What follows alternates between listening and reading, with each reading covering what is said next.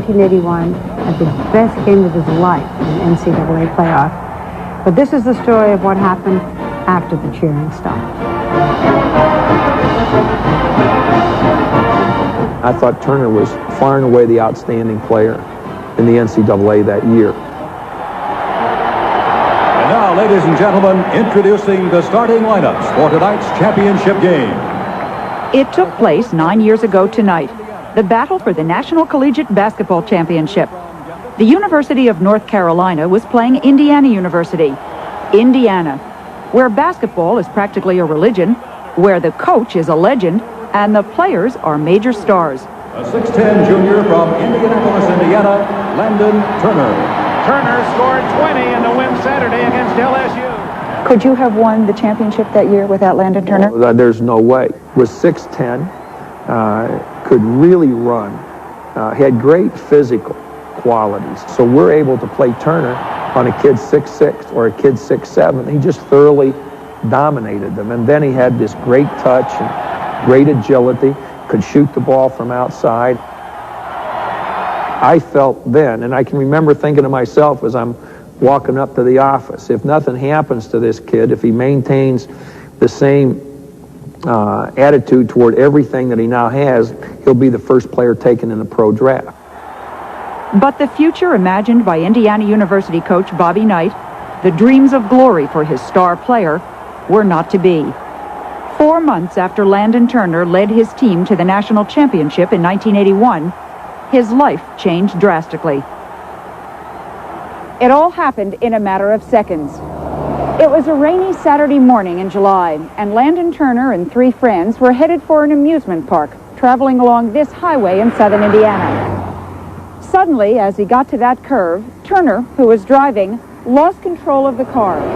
It flipped over, crashed, then burst into flames. One of the other passengers pulled Turner from the wreckage, but he was paralyzed from the neck down.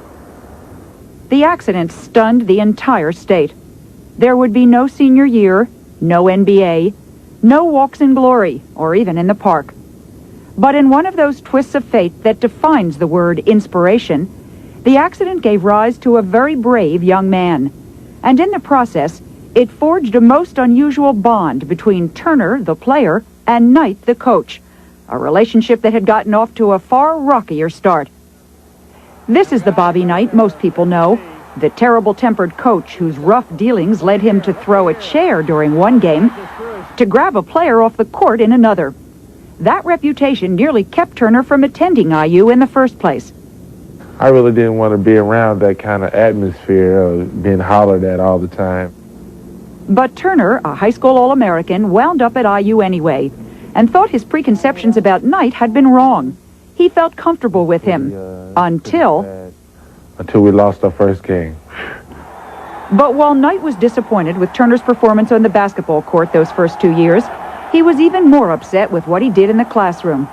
I tried to study. A young lady called. I shut the books in a second and say, put it to the side, which, I shouldn't have did, but... By the time Turner was a junior, with the team losing too many games by Indiana standards, Coach Knight says he was prepared to kick him off the squad. I remember there was a time when Coach Knight told me that I couldn't help the basketball team. I couldn't help Indiana University. He told me to leave. He told me to transfer. I told him, I said, I wouldn't even dress you tomorrow night, but your mom and dad are coming to the game, and I'll talk to all 3 of you when the game's over. We get maybe with about 10 minutes to go in the game, and again we have a big lead in the game, and I put Landon in. And Landon is no sooner in the game than he makes 2 or 3 glaring errors, almost errors without effort, and I take him out. And as he's walking to the bench to sit down, I say to myself, I'm not going to let him out this easy. I'm going to put him back in, and I'm going to let him just make a fool out of himself for the next 9.5 minutes, and then everybody will know why he's not going to play here anymore. So as soon as I can, I get him back in the game. And he plays maybe 9 minutes of the best basketball I've ever seen a kid play. I just told myself, hey, I might as well do it. I want to help the team. I want to get my grades. I want to do good. And it all just came together, gelled together, And it seemed like once I got my act together, it seemed like the whole team just came together and we went on, didn't lose another game. Turner started in the next 12 games. But even if you're a basketball fan, you may not remember him. That's because the real star that year was one of his teammates and his best friend, Isaiah Thomas, number 11, IU's most valuable player, now a 10-time All-Star with the Detroit Pistons. You know, you win by the little things, and Landon Turner did the little things to make us a championship basketball team. Had it not been for his play, we couldn't have won the championship. I don't care if I would have scored 40 or 50 points. Thomas and Turner share a special memory from one game that season, a memory captured in this photograph. Turner had just picked off a rebound against Minnesota and was headed towards his own basket. 9 years later, the close friends remember every detail. So I just started dribbling up the court like this, and then Isaiah was next to me. Landon, give me the ball. I looked at him like this, kept dribbling. And I'm thinking he's going to lose it. So I was, Landon, give me the ball, and I give it right back. And then when I got to about half court, he asked again, Landon, give me the ball.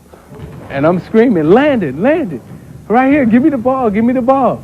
And he's like, uh-oh. He went in and he dunked it. The whole house went crazy, and I felt real good. And we went on and won the game. The celebration was peaking as the Final Four had been whittled down to the surviving two. The championship game against North Carolina took place 4 weeks later. The pressure was immense. Not only was the title at stake, but that was the same day President Ronald Reagan was shot. After deliberation, the game was played anyway. And Landon Turner again led his team to victory. He was named All-Tournament Team Center. It was an extraordinary moment, and he was only a junior. And then there was the accident. Then there was an accident, yeah. When we first drove up to the lot and saw the car, we wondered, how did anybody get out of that car alive? Landon Turner's parents got the news at their home in Indianapolis. When they arrived at the hospital, they were told their son's neck had been broken. I just sort of temporarily went to pieces there in the waiting room at Methodist Hospital Emergency, and it was just something very hard to cope with. But he was alive. Barely. Turner was unconscious for 5 days. After his family, one of his first visitors was a very shaken Coach Knight. You know, I can still close my eyes and picture him there with the different things they had attached to him, and they're trying to monitor his breathing and his heart rate. And the doctor asked me to talk to him to see if I could get any response from him.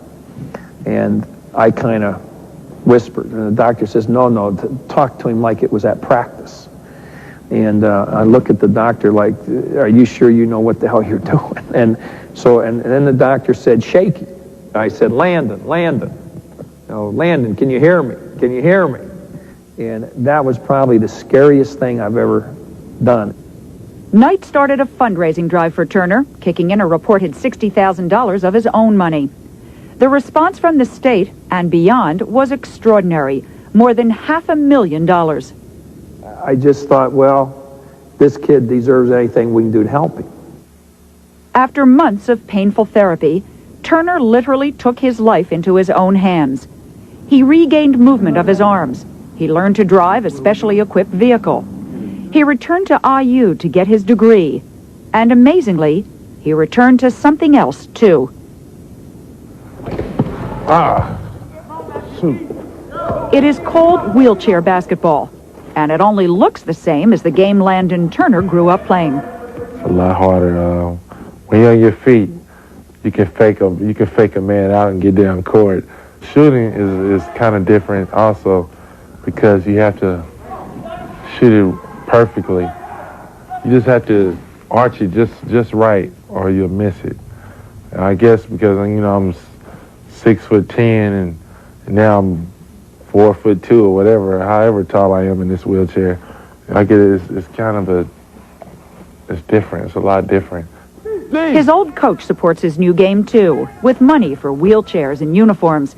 But Knight hasn't let up on his trademark method of motivation. I told Turner that he couldn't guard anybody when he was playing, and getting in a wheelchair hadn't helped him a bit either. You're a teacher. Is there a lesson in any of this, do you think?